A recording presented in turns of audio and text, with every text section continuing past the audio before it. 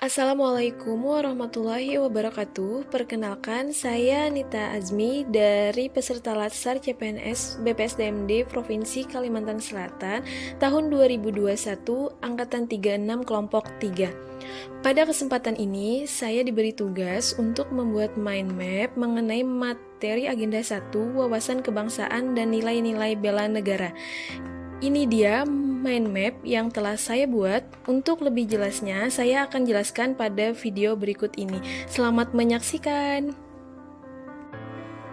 Berikut ini mind map yang saya buat mengenai wawasan kebangsaan dan nilai-nilai bela negara, di mana saya jelaskan wawasan kebangsaan terlebih dahulu. Apa sih wawasan kebangsaan itu? Nah, definisi wawasan kebangsaan adalah cara pandang bangsa Indonesia dalam rangka mengelola kehidupan berbangsa dan bernegara yang dilandasi oleh jati diri bangsa dan kesadaran terhadap sistem nasional yang bersumber dari Pancasila, Undang-Undang 1945, NKRI, dan Bhinneka Tunggal Ika. Nah, setelah mengetahui definisi wawasan kebangsaan, sekarang kita mau mundur sedikit untuk membahas mengenai sejarah wawasan kebangsaan itu sendiri. Ada beberapa titik penting dalam sejarah berdirinya bangsa Indonesia, yang dimulai dari berdirinya Budi Utomo, yaitu perkumpulan anak muda di Aulia Stovia, dan dalam pertemuan itu mereka sepakat mendirikan organisasi Budi Utomo yang berdiri pada tanggal 20 Mei 1908. Yang kedua, yaitu berdirinya Perhimpunan Indonesia, yang merupakan pergerakan nasional pertama yang menggunakan istilah Indonesia. Bahkan, Perhimpunan Indonesia menjadi pelopor kemerdekaan bagi bangsa Indonesia di kancah internasional, di mana berdirinya itu pada tanggal 25 Oktober 1908 di Leiden, Belanda. Ketiga, Kongres Pemuda. Kongres Pemuda I itu dilaksanakan pada tanggal 30 April 1926 di Jakarta.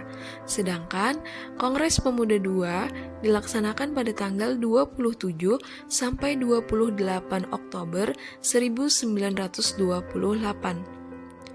Selanjutnya, pada tanggal 1 Maret 1945, dalam situasi kritis, Letnan Jenderal Kumakichi Harada mengumumkan pembentukan Badan Penyelidik Usaha-Usaha Persiapan Kemerdekaan Indonesia atau disebut dengan BPOPKI, dan selanjutnya, titik penting dalam sejarah bangsa Indonesia adalah PPKI yang dibentuk pada tanggal 7 Agustus 1945.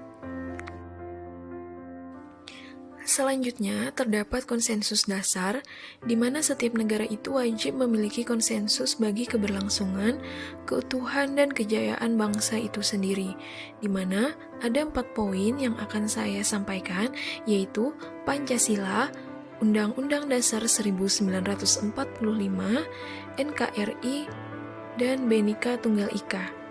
Yang pertama adalah Pancasila.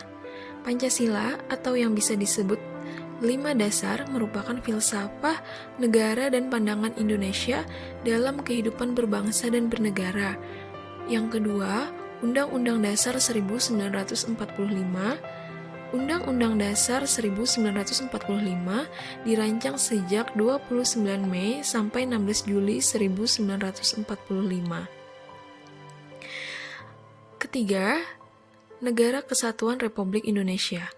NKRI ini tidak dapat dipisahkan dari peristiwa proklamasi kebangsaan Indonesia pada tanggal 17 Agustus 1945. Karena melalui peristiwa tersebut, bangsa Indonesia berhasil mendirikan negara dan menyatakan kepada dunia bahwa sejak saat itu terbentuk negara baru, yaitu Negara Kesatuan Republik Indonesia. Kemudian, yang terakhir, Bhinneka Tunggal Ika, yang artinya berbeda-beda tetapi tetap satu jua. Sebab, meski secara keseluruhannya memiliki perbedaan, tetapi pada hakikatnya tetap satu bangsa dan negara Republik Indonesia. Sekarang saya akan menjelaskan mengenai identitas NKRI, di mana terdapat 4 identitas NKRI, yaitu bendera, bahasa, lambang negara, dan lagu kebangsaan. Yang pertama, bendera NKRI, yang selanjutnya disebut negara adalah Sang Merah Putih. Bendera negara yang dikibarkan pada proklamasi kemerdekaan bangsa Indonesia disebut bendera pusaka merah putih. Selanjutnya, bahasa NKRI, yang selanjutnya disebut bahasa Indonesia, adalah bahasa resmi nasional yang digunakan di seluruh wilayah Negara Kesatuan Republik Indonesia. Yang ketiga, lambang Negara Kesatuan Republik Indonesia, yang selanjutnya disebut lambang negara adalah Garuda Pancasila dengan semboyan Bhinneka Tunggal Ika. Kemudian, yang terakhir adalah lagu kebangsaan. Lagu kebangsaan Negara Kesatuan Republik Indonesia adalah Indonesia Raya yang diciptakan oleh Wage Rudolf Supratman. Selanjutnya, saya akan menjelaskan mengenai nilai-nilai bela negara. Setelah kita mengenal wawasan kebangsaan, maka kita bisa mengimplementasikan sikap dari wawasan kebangsaan itu sendiri, yaitu bela negara.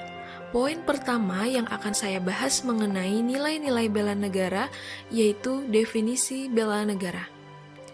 Bela negara adalah tekad, sikap, dan perilaku serta tindakan warga negara baik secara perseorangan maupun kolektif dalam menjaga kedaulatan negara, keutuhan wilayah, dan keselamatan bangsa dan negara yang dijiwai oleh kecintaannya kepada Negara Kesatuan Republik Indonesia yang berdasarkan Pancasila, Undang-Undang Dasar Negara Republik Indonesia tahun 1945.